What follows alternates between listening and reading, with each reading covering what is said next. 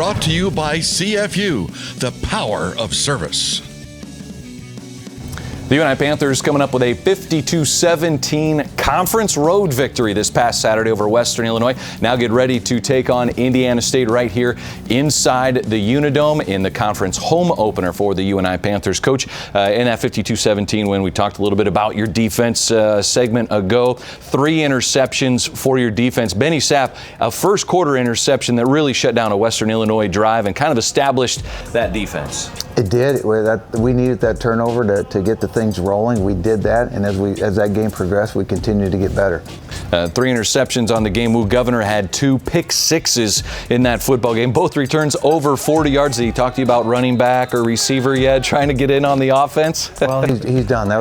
He tied a school record for intercepts for a touchdown in a single game, and I tell you what, he was in position. But the great thing about DeMarcus is man, he's been working here for 2.5 years now, trying to get his moment, trying to get his time. He's been through the process, and now he's getting the production. He's a transfer that came in. We have a story coming up later in our show, actually right after this segment here, for him to be able to go in there, win that spot, and then just seems like a guy that wants to continue to get better. He does. He comes out every practice. He practices hard, and that's, the great players, when they become great players, is because they learn that practice, you have to practice at full speed. You have to practice every day like you're in a game, and you can't just show up for games. And that's what I think he's really learned while he's been here, and that's why you're seeing such growth in him. The leading tackler for the UNI Panthers was Edwin Dearman, 9 tackles for him, and kind of playing that safety, that rover position for you. What have you seen in development out of Edwin? Well, Edwin's had great growth, and now that the more games he's in, the more he plays, the better he gets. And he's a guy that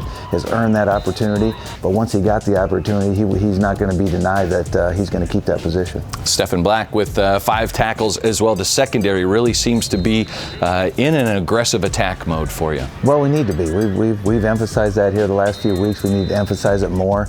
And we've got talent there. But when you start talking about a secondary, you always got to talk about the pass rush, because a good pass rush is always going to give you a good secondary. That pass rush was led by Devin Rice. 2 sacks in the football game for Devin Rice. Cannon Butler came in as well, got a quarterback sack, and you really see a number of guys able to rotate in and able to be effective up front. Well, I thought the big thing was Cannon Butler. When the addition of Cannon Butler to the rush really made a big difference for us. He really played well, and then Devin really showed up, and his pass rush coming off the edge, his tenacity, his intensity really made up for a good pass rush. We talked a little bit about the offense getting some good reps later in that second half. The defense as well, right? You got to build some experience, and you got to build that next wave of Panthers. Well, you do, and then the only way to learn about a player is play a player. And you watch them in practice, you give them the opportunity, but like I've always said, man, when you get an opportunity, you got to make the most of it so you get another opportunity. So